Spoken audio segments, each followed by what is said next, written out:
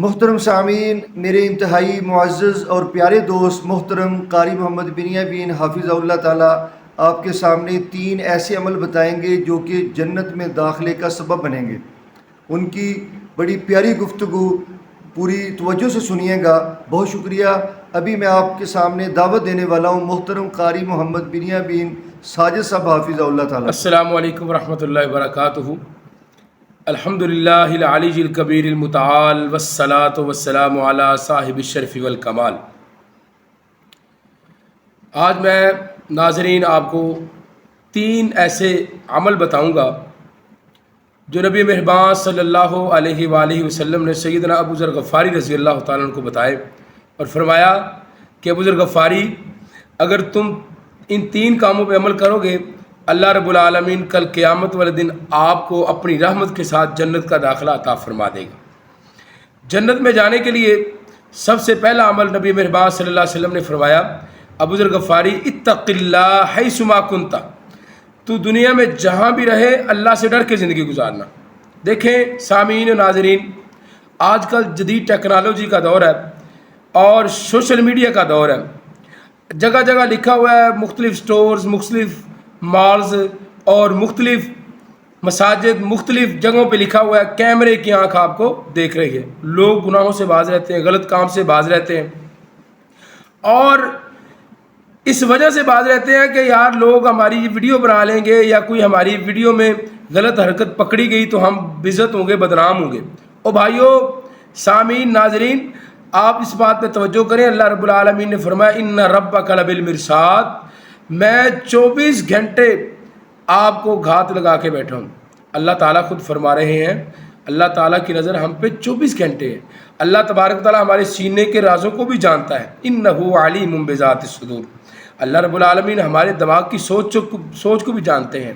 تو بھائیو، اپنی سوچ کو پاک رکھیں، اپنے سینوں میں کسی کے خلاف بغض نہ رکھیں، بلکہ اتفاق اور اتحاد کی فضا کو قائم کریں۔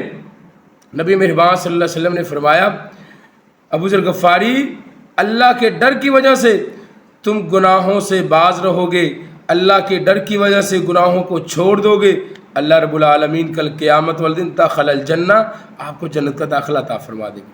اور دوسرا کام فرمایا، میرے صحابی ابو ذر غفاری، اگر غلطی گناہ ہو جائے نا، اس کے فوراً بعد آپ نے نیکی والا کام کرنا ہے۔ کیوں؟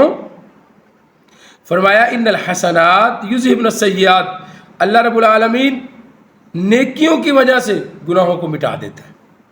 آپ نماز پڑھتے ہیں، کوئی گناہ آپ کے اللہ رب العالمین نماز کی برکت سے صاف کر دیتے ہیں۔ بلکہ ایک صحابی آئے، عرض کی یا رسول اللہ صلی اللہ علیہ وسلم، مجھ سے فلاں غلطی ہو گئی۔ نبی مہربان صلی اللہ علیہ وسلم نے فرمایا، میرے صحابی بیٹھ جاؤ۔ صحابی رسول بیٹھ گئے، ظہر کی نماز ادا کی گئی۔ نبی مہربان صلی اللہ علیہ وسلم کے صحابی کو فکر ہے، یا رسول اللہ صلی اللہ علیہ وسلم، میں نے فلاں غلطی کی ہے، مجھے کفارہ بتائیں، مجھے اس کی کوئی حد بتائیں۔ نبی مہربان صلی اللہ علیہ وسلم نے فرمایا، میرے صحابی، کیا تم نے نماز نہیں پڑھی؟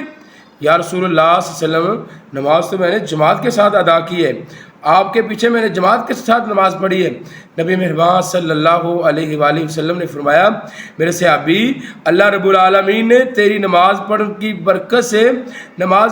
برکت سے اللہ پاک نے آپ کے اس گناہ کو صاف کر دیا۔ مطلب ان الحسنات یذہبن السیئات، اللہ رب العالمین نیکیوں کی وجہ سے گناہوں کو صاف کر دیتے ہیں۔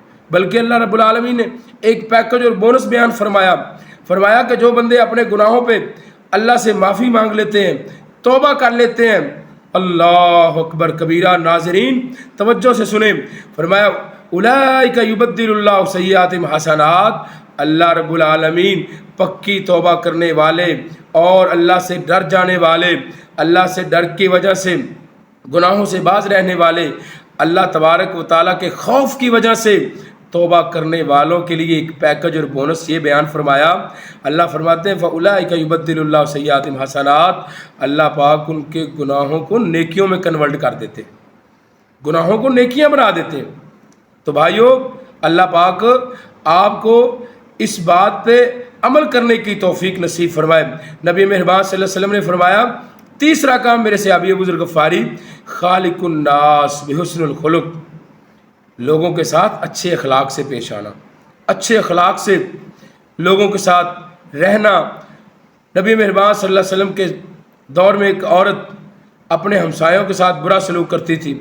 آپ علیہ الصلوۃ والسلام کو اس عورت کے بارے میں بتایا گیا کہ یا رسول اللہ صلی اللہ علیہ وسلم، ہمارے محلے میں ایک بی بی ہے، ایک خاتون ہے، وہ اپنے ہمسایوں سے برا سلوک کرتی ہے، اپنے ہمسایوں کے ساتھ اس کا اچھا رویہ نہیں ہے، اور فرض نمازیں پڑھتی ہے، صدقہ خیرات کرتی ہے، دیگر نیکیاں کرتی ہے۔ نبی مہربان صلی اللہ علیہ وسلم نے فرمایا، میرے صحابیوں، اللہ رب العالمین اس کے بد اخلاقی کی وجہ سے اس کو کل قیامت والے دن جہنم رسید کر دیں گے۔ کتنا بڑا گناہ ہے بد اخلاقی۔ اور نبی مہربان صلی اللہ علیہ وسلم کو ایک دوسرے صحابی نے بتایا، یا رسول اللہ صلی اللہ علیہ وسلم، ہمارے محلے میں ایک خاتون ہے، وہ صرف فرض نمازیں پڑھتی ہے، فرضی صدقہ خیرات کرتی ہے، لیکن یا رسول اللہ اس کا اپنے ہمسایوں کے ساتھ اچھا سلوک ہے، اس کا اپنے رشتہ داروں کے ساتھ اچھا سلوک ہے۔ نبی مہربان صلی اللہ علیہ وسلم نے فرمایا، میرے صحابی، کل قیامت والے دن اس خاتون کو اللہ رب العالمین اچھے اخلاق کی وجہ سے جنت میں داخلہ عطا فرما دیں گے۔ اور نبی مہربان صلی اللہ علیہ وآلہ وسلم نے فرمایا، کل قیامت والے دن سب سے وزن والی نیکی جو نیکیوں والے پلڑے میں ہوگی وہ اچھا اخلاق ہوگا۔ اس لیے فرمایا، خالق الناس بحسن الخلق۔ میرے صحابی ابو ذر غفاری، لوگوں کے ساتھ اچھے اخلاق کے ساتھ زندگی گزارنا۔ تو ناظرین، سامعین، یہ تین کام اپنی زندگی میں اپنی گلے کا ہار بنائیں اور اپنی زندگی کا معمول بنائیں۔ فرمایا، اتق اللہ حیث ما کنت، اللہ سے ڈر کے زندگی گزارنا، اگر غلطی گناہ ہو جائے اس کے فوراً بعد نیکی والا کام کرنا۔ تیسرے نمبر پر فرمایا، خالق الناس بحسن الخلق، لوگوں کے ساتھ اچھے اخلاق سے پیش آنا، اچھے اخلاق سے رہنا۔ جو بندہ یہ تین کام کرے گا، اللہ رب العالمین اس بندے کو کل قیامت والے دن اپنی رحمت کے ساتھ دخل الجنہ، جنت کا داخلہ عطا فرما دیں گے۔ اللہ سے دعا ہے، اللہ پاک مجھے اور آپ کو، تمام ناظرین اور سامعین کو، اللہ رب العالمین اپنی رحمت کے ساتھ کل قیامت والے دن جنت الفردوس کا داخلہ نصیب فرمائے۔